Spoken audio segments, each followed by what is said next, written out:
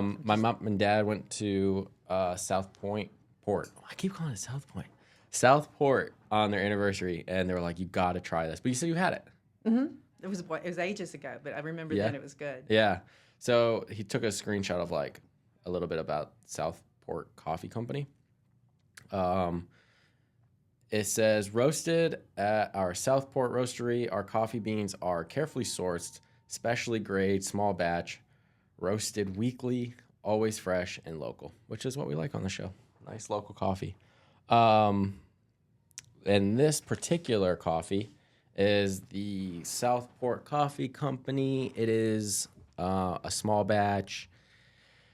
When you taste it, okay, you should be tasting notes of chocolate, almond, and citrus. Citrus. Yeah. That's unexpected. Yeah, you know what's funny is like I feel like they kind of put these things in here like in hope that's what people taste. Well, at least it'll intrigue you enough to try it. Yeah. But it's Guatemalan and Nicaraguan. Okay. So I don't know. I haven't taken a sip yet, but we'll review it on a scale of 1 to 10. All right. There. Oh, sure. At the end. So honestly, Lisa, I've worked here for a year now. Do you know that? I'm 1 year at Compass, and I don't really know you that well. Just stay under the radar. You do. This is Lisa Quin, our broker in charge over here at Compass Cary. Tell me the story of started in whatever field you started in. Maybe it was real estate. To how did you end up getting your real estate license, and roughly when was that? I don't know many people that actually started in real estate. You did. Good for you. Right out of high school. There you go. All right. Well, there you may be my first. There we go. A lot of people, including myself, had careers prior to that. My first career was in hotels. I'm from Louisiana. Okay. I graduated from LSU. Oh, nice. Go Tigers. Yeah. And was working at a hotel there while I was going to school. Okay. Graduated, kept working at the hotel, got into management. Anyway, time goes on, and the general manager there met the general manager from a Sheraton up here in RTP, the Sheraton Imperial. One thing led to another, and before I knew it, I had a job up here. Okay. And I remember when I was telling my parents about moving up here that my dad said, if you do this at this stage of your life, chances are that's where you're going to make your life. That's where you'll meet your husband, it's where you'll have your kids, and of course I was like, whatever. I mean, yeah. It's just a step. But he was right, as he was in so many things. So my first career was in hotels. Okay. And held different management positions, went on to manage hotels like Homewood Suites, things like that. Oh, wow. And then back in 1999, our management company, or the management company that had our book of hotels in the area, the management contract was up. Okay. And so I had the opportunity to move to Chicago or go in another direction, right? Yeah. And I was, at that time, I had 3 small children. I was a single mother.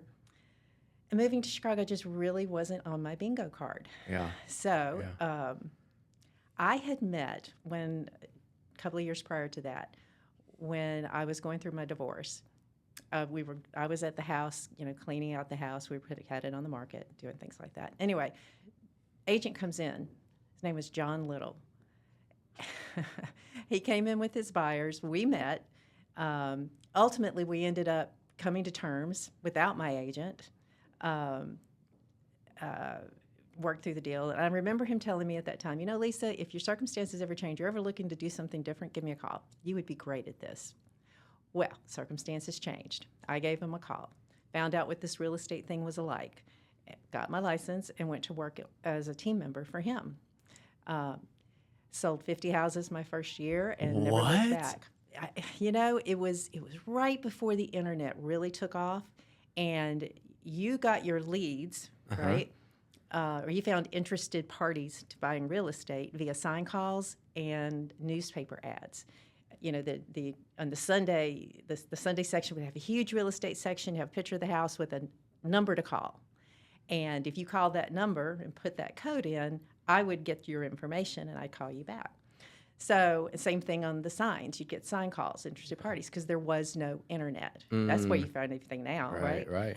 So that's how I cut my teeth. And the real estate market here was incredibly active. And I got my start. I never looked back. Real estate afforded me the opportunity to take care of my children in the manner with which I wanted to take care of my children, put them through college. Yeah. Our circumstances were, if it was going to happen, it was me that made it happen. Yeah. And so I'm very, very grateful for this career. Well, 50 transactions, you can have a pretty good life. 50 transactions, that was crazy. That's insane. That was a crazy year. It really was. Yeah. It was worked good. I've never done that since. But yeah. And so you've been full-time ever since? Yes.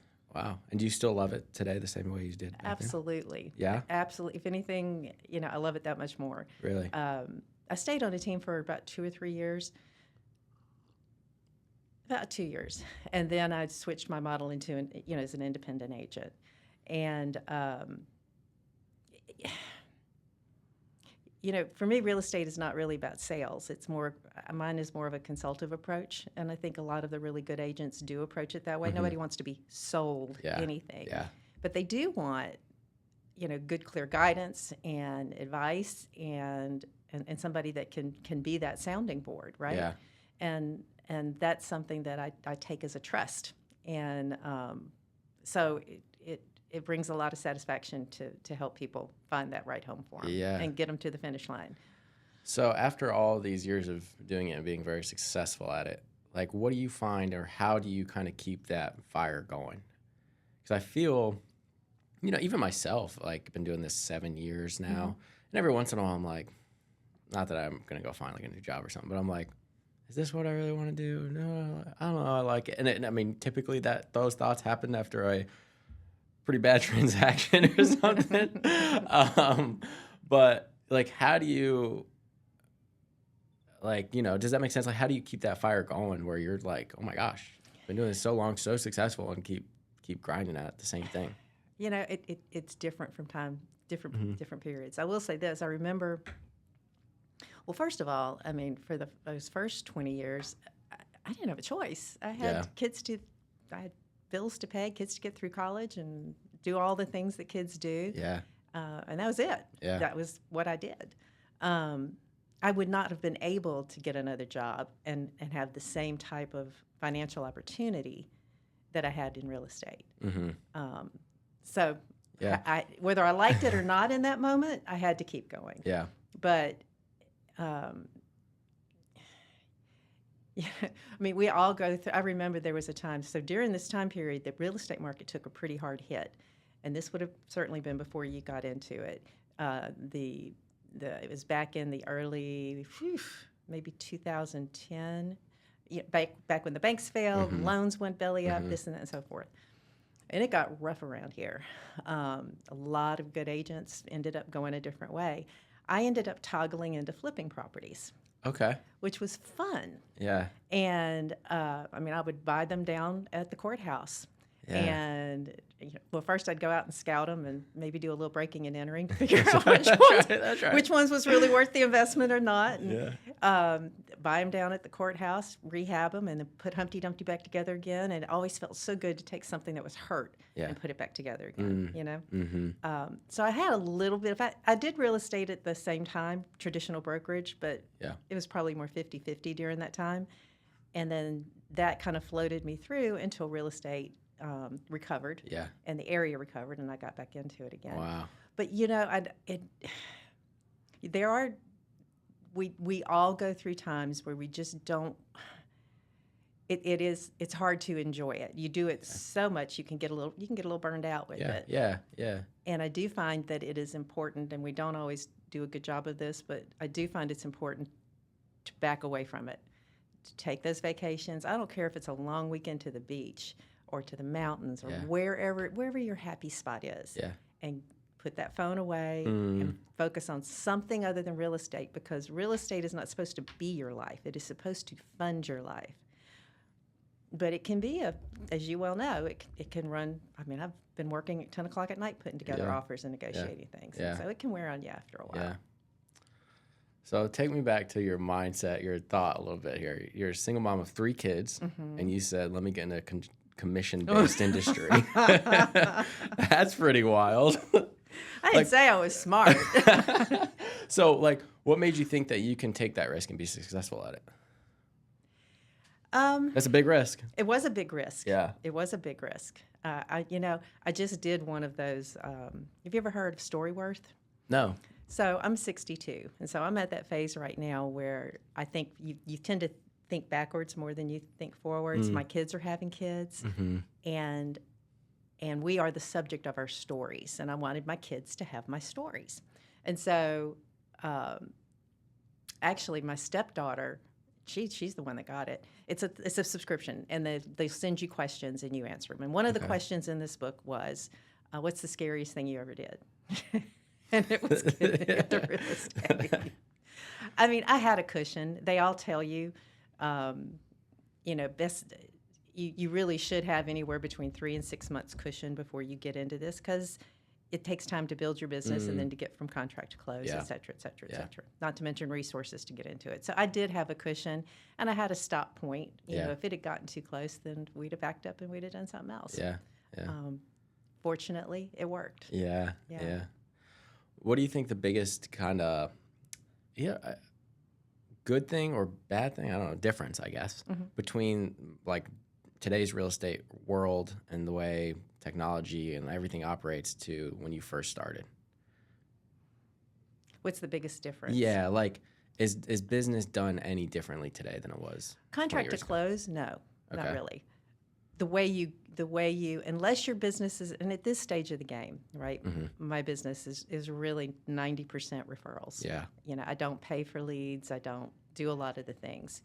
How you build your business, how you get your leads has changed. When I was in it, it was newspaper sign calls, open houses. Yeah. Open houses are still here, and that's probably really your best. But now it's all internet based. And so you really, as an agent or as an aspiring agent, if you're going to go that route, you've really got to learn how to build rapport over the phone with somebody that has never met you. Yeah. And it's a skill. And that system of follow-up is a system, and it is a skill, and you've got to have a very thick skin.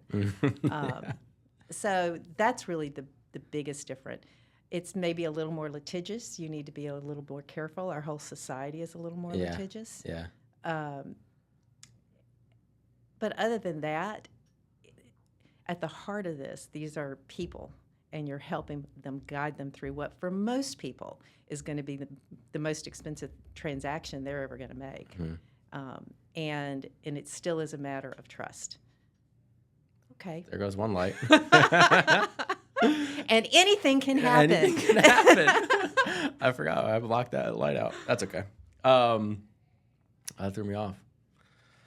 Yeah, I agree. So what do you think, with your years of experience and talking about other agents and stuff, what do you think makes a great agent great? What makes a great agent great? I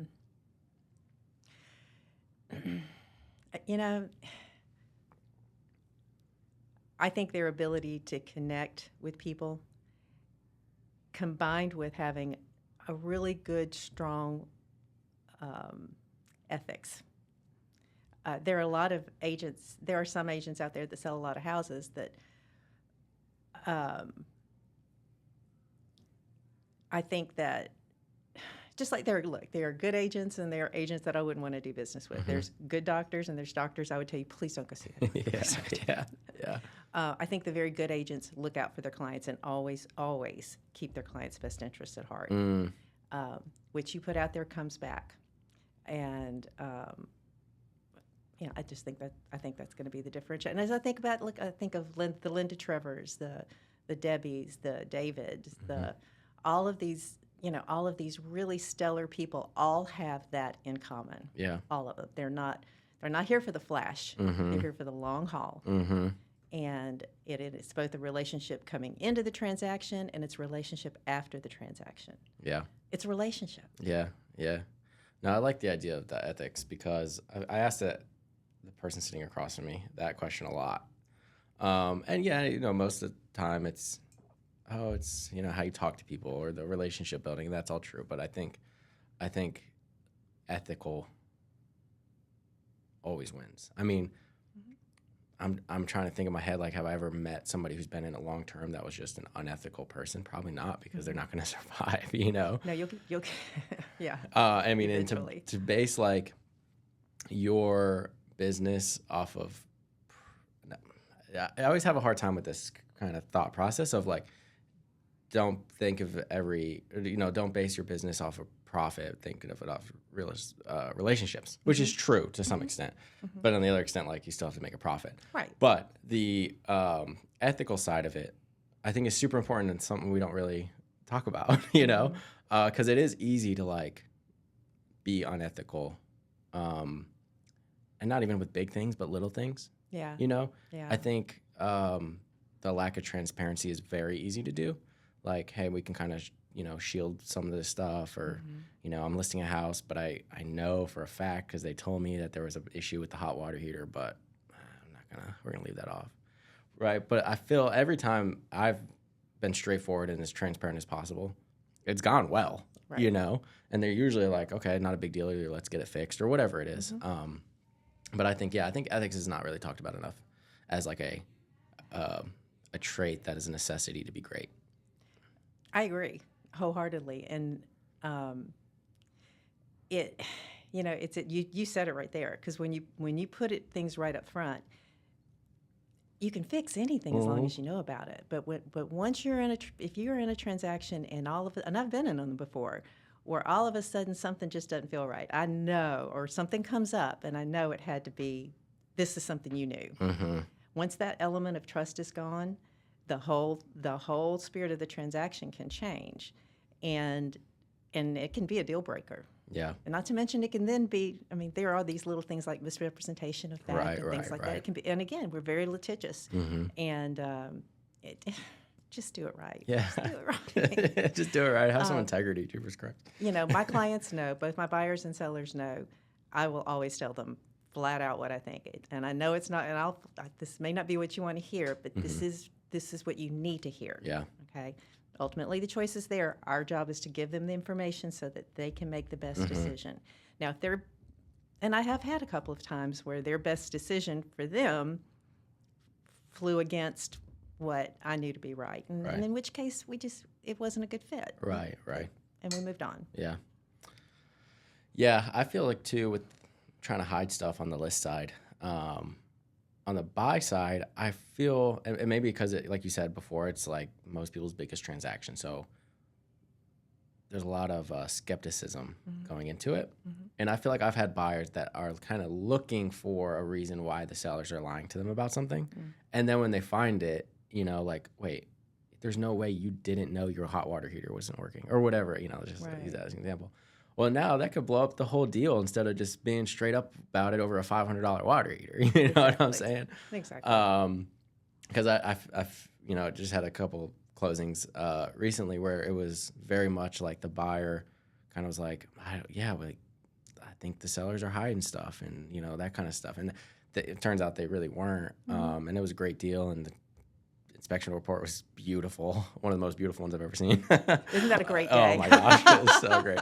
But like, they just had this like preconceived notion that the seller was in fact trying to hide something from them. And and it's the same thing. Like, you go buy a used car, and you're probably thinking like, okay, well, what did the last owner do to it wrong? And I think it's good to ask those kind of questions. But I feel like that's kind of, I don't know if it's getting more common or if you noticed that at all. But the idea of the buyers just kind of being more skeptical, I guess. We're coming off of several years in this area where buyers were just, they didn't have one thing going for them. Yeah. No, other than good interest rates, they had nothing going for them in the transaction. A great many were sight unseen in order to be accepted, and huge amounts of non-refundable monies. Yep. So the inspection report at that point was irrelevant.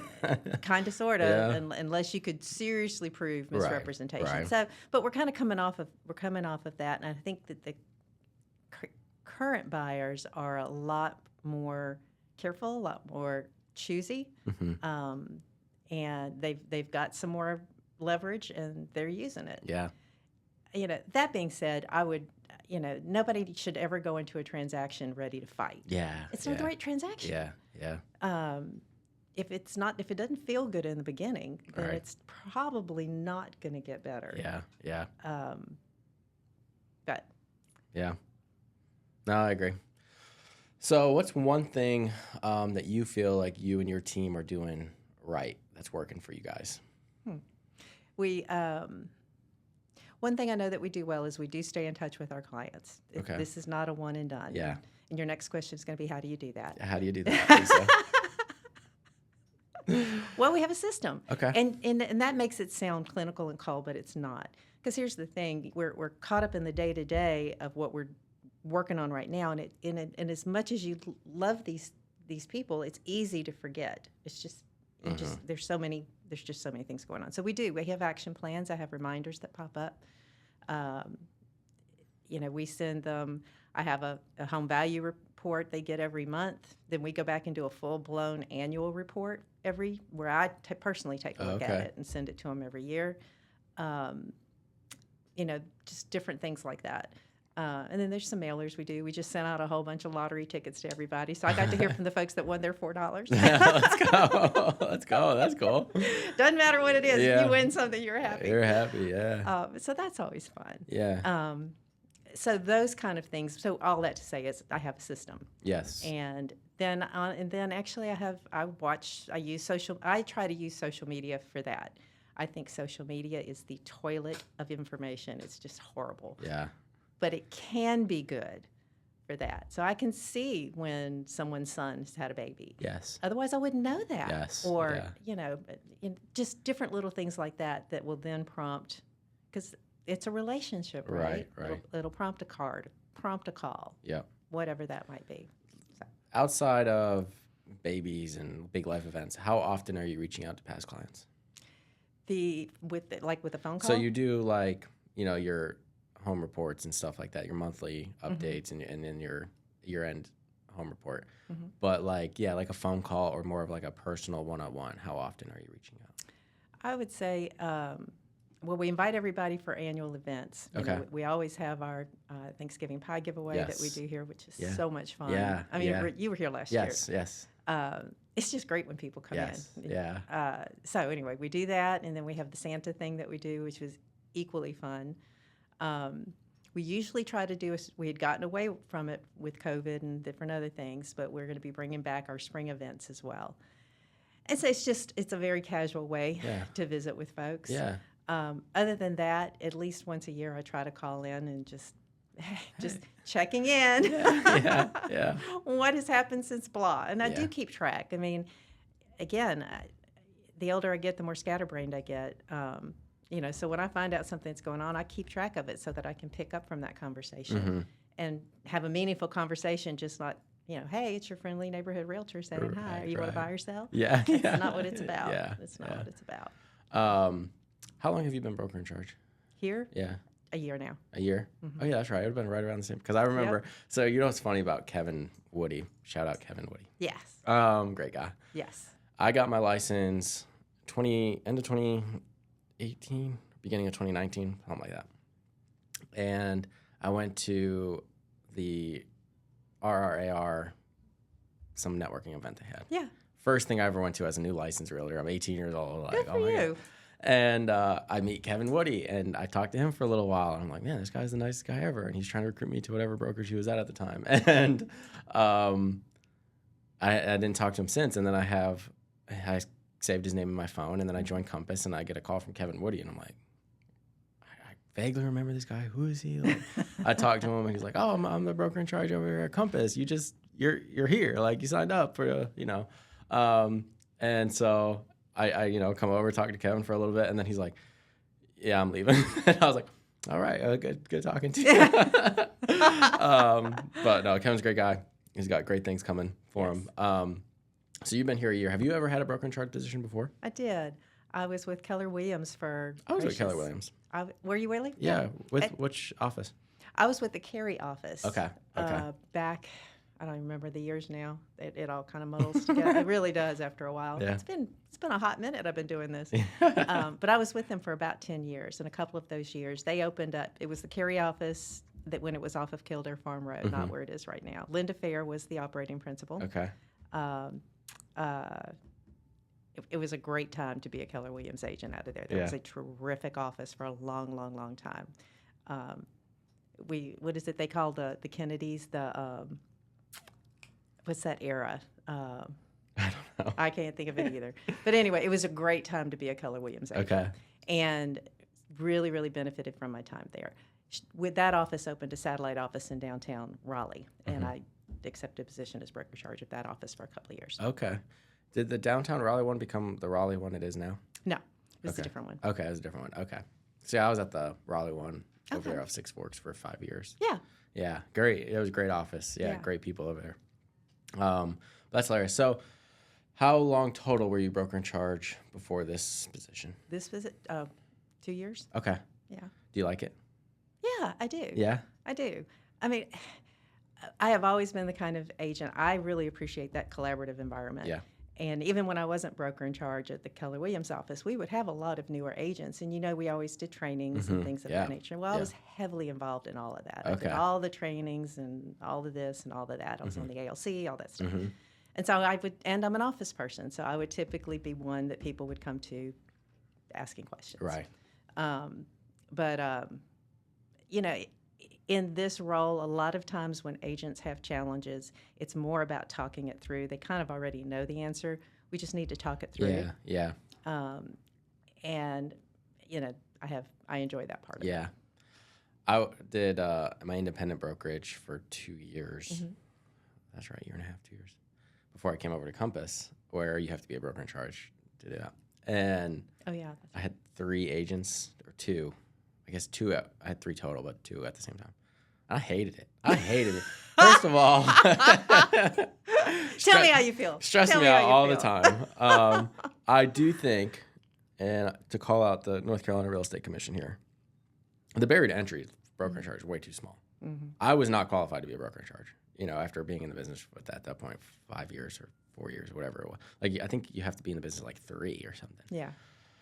And it's just kind of like a blanket thing for everybody. And they say, well, full-time 3, but there's no way to prove that you're full-time real estate for 3 years. So if North Carolina Real Estate Commission is listening to this, I think the barrier to entry for broker in charge needs to be a lot higher, because even like you just don't experience all the transactions you need to experience and the different nuances of stuff in 3 years. I mean, I shouldn't say that for everybody. I mean, maybe you're selling 50 houses your first year. Well, then maybe you've hit everything. But you'll never hit everything. Yeah. But some of my agents would come to me with questions, and I'm like, I don't know. So let me go call a broker in charge at a different office that I do know. And I'm like, well, then what am I doing? Like, I felt like I'm just not qualified to be in this position. And I think like somebody like you or Renee, like who've been around for such a long time and have seen it and done it, I think it's a necessity to be a broker in charge, especially of a big group of agents. Well, it's an asset. It certainly is an asset, but you don't give yourself enough credit. You didn't know the answer. You went to somebody who knew did. Yeah. I don't know all the answers. Yeah. There are times I'm saying, yeah, that's a good one. Let me get back to you on that. Yeah. So, yeah, again, cut yourself a little slack. Yeah. It's more the way you approach it than anything else. Yeah, but if I ever am broker in charge again, I want to come back to this conversation and talk to myself. Ethan, don't do it, dude, because it's just not worth it. You have to be a special type of patience. Have a special type of patience to be a broker in charge. So kudos to you. What's kind of on like the horizon and stuff for you guys? Like, where do you see your team going? Do you want to grow it? Do you want to shrink it? I'm really, really lucky. I have just an exceptional assistant. We worked together for 5 years now. Shout out to Stephanie Duggan. And she makes my job and helps us keep that level of service up for our clients. And then we have another agent that came on board last year as well. Okay. For the future, I would probably look at collaborating with another agent that's experienced too. I don't see myself retiring. I really do enjoy what I do. Yeah. I can see myself maybe slowing down a little bit, focusing, just slowing down a little bit, and maybe, sharing that with other agents. But I'll never grow up. I'm not interested in growing a big team. It'll always be me plus maybe two. And I think I'm happy. That's my happy spot. Yeah, that's perfect. Can I ask you about your finding an assistant? Because I feel like this is kind of a problem that me and other agents that I talk to have, is like finding that balance of like, oh, I'm so busy, I need an assistant too. Then you have months where you have nothing going on, and you're like, I don't really need an assistant right now. And if I would have brought one on 4 months ago, they would have nothing to do right now. So when do you find is like, okay, this is the time that I need to bring on somebody? So what an assistant does is not just, it depends on what you have that person do, okay? I think one of the biggest things that having that support person can do is helps you stay consistent, not just in your current transactions, but to keep some of those follow-ups going.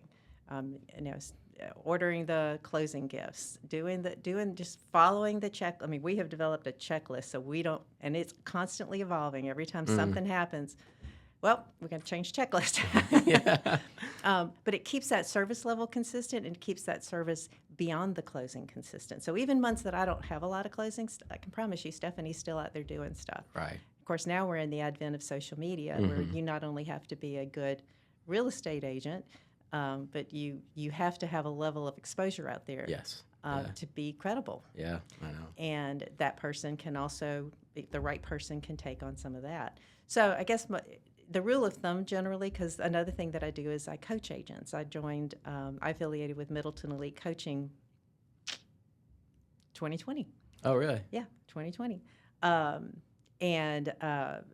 So I have I have 4 now clients that I coach, as well as I didn't know that. And do that. Wow. Okay, so you do have a lot going on. Well, keeps a girl busy. But so when you have generally the rule of thumb is when you've got about anywhere between 25 and 30 closings, you're probably if you're running that pace. You would benefit from having some type of support. And some people will do it. They'll find a great transaction coordinator that just handles their transactions, right? And so that's kind of a $700 a pop kind of thing. Yeah. But you get to know that person, and they get to know your business, and there is a level of, and there's some good ones out there. And then they'll segment it and have somebody else handle their social media, website, et cetera, et cetera, et cetera.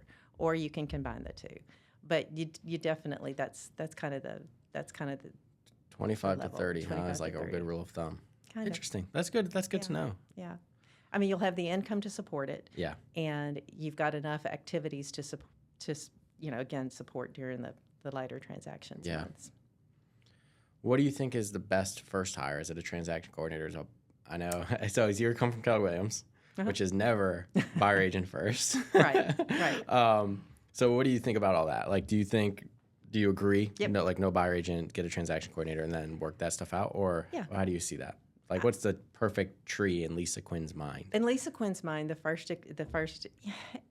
is really to get that support so that you can continue to do what you do and build your systems out. You have to have something of value to bring on a quote-unquote buyer's agent. And that's either going to be that's going to be in the system, somebody that handles that contract to close, and that can help them and assist them with some of their social media presence as well. I don't want to take on that stuff.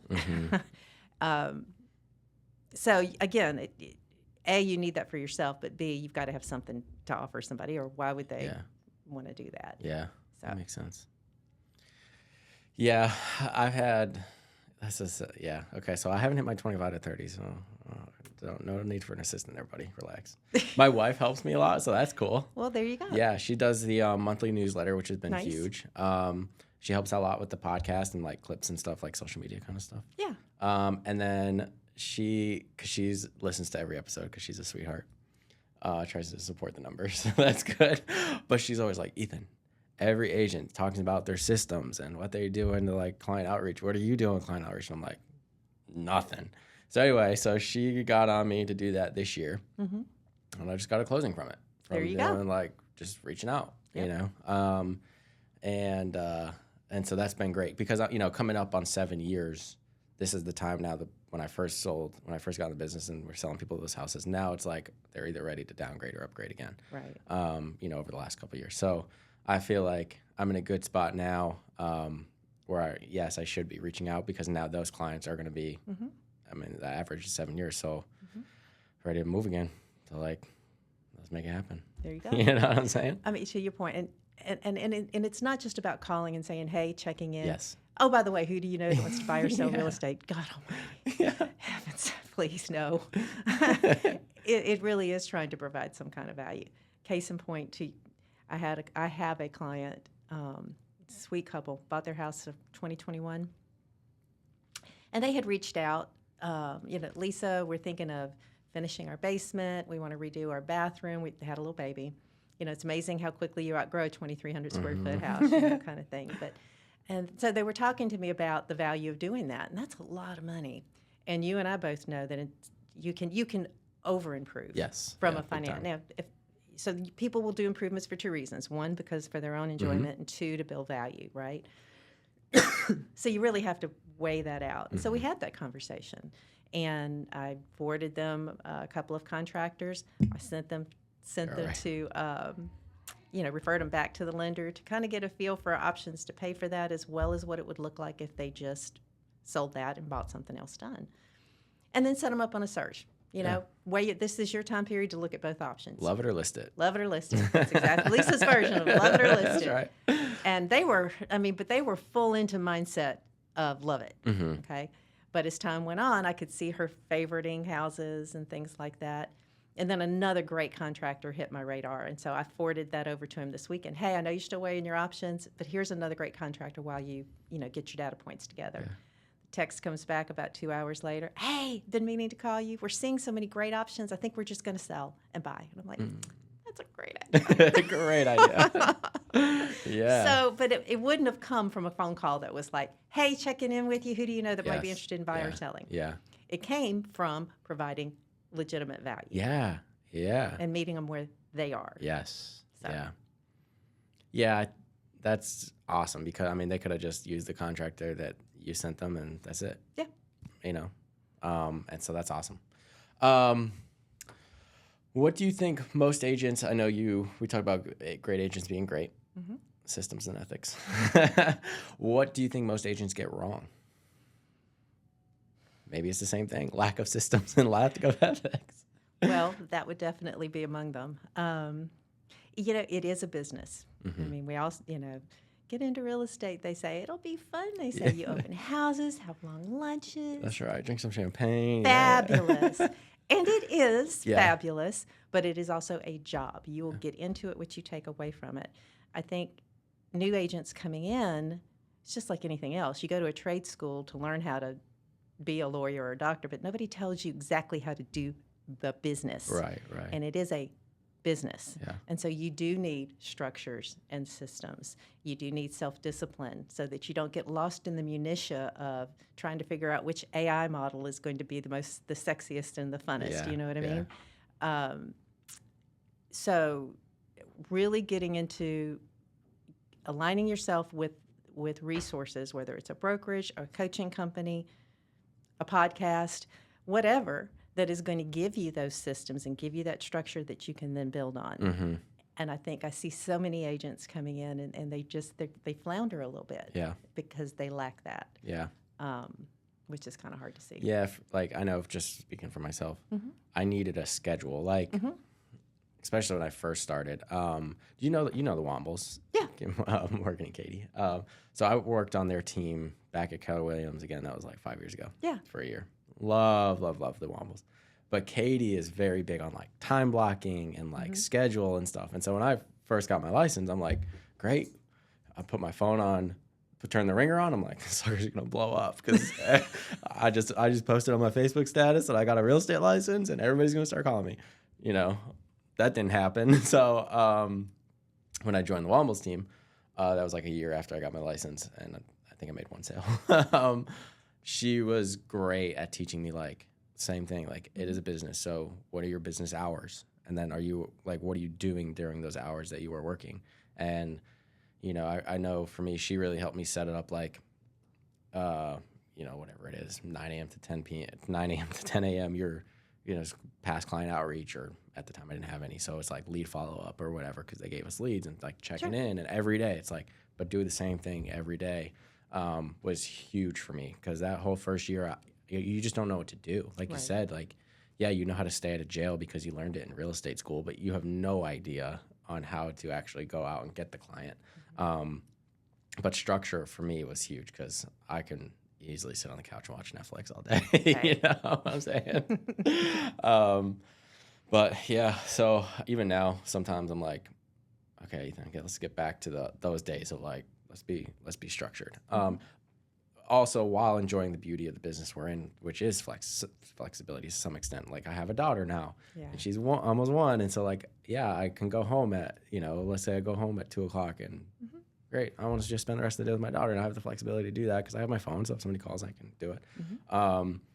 But at the same time, keeping in mind, like, there are still work hours that you need to get done and stuff like that. So I don't know, but it's been great. Your role as broker in charge, has it affected your business in a negative or positive light at all? Oh, I mean, I think for those first few months, it did. Yeah. You kind of have to get your feet, because it's not just the broker in charge. It's Compass is a big company, so there's lots of navigating. That's what I want to ask you next. There's lots of navigating, just like Keller Williams is they're all big companies. Well, not all, but many big companies now. And so in this role, it's not just the agent facing, which you guys see. It's the other things that are handled and managed and learned, so that we can make it as easy and streamlined for the agents as possible. Yeah. And I'm a big advocate. I'm an advocate for my clients, and in this role, my peers are my clients, and it's something I take very seriously. Yeah. So I would say that yes, for those first few months, while I found my feet a little bit, it did, because it was a distraction. Over what I normally do. Yeah. But it was one I will say I really enjoyed, and I've enjoyed getting to know the leadership within Compass, our local leadership. Yeah.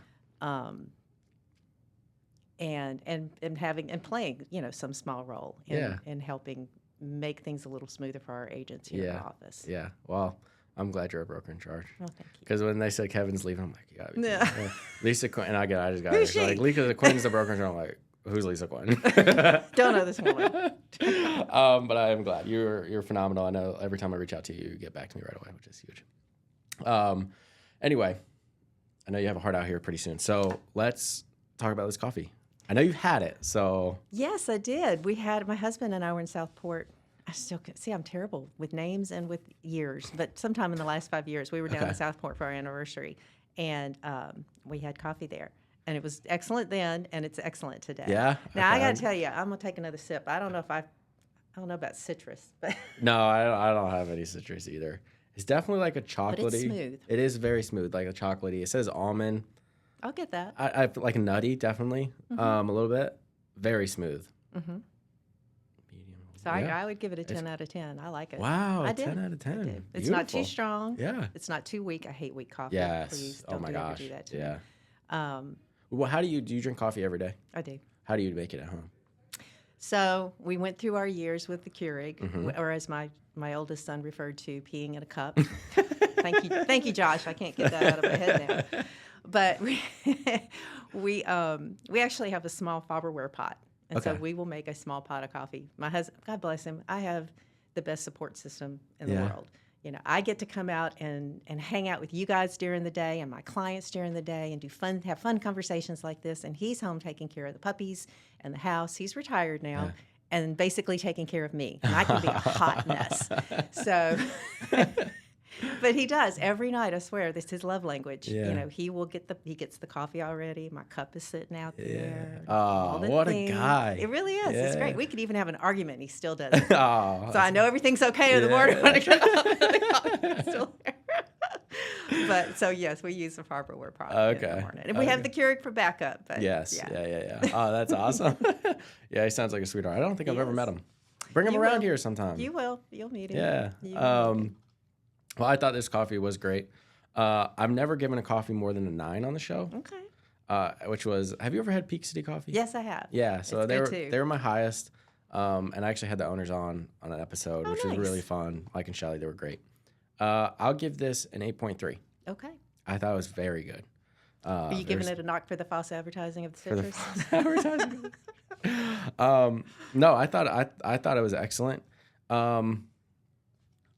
It was like, yeah, maybe a little citrus might have been nice. It was a little like, not bland, because it's not bland, but didn't have like a pop to it, which is good and bad. Like sometimes I don't want a pop to my coffee.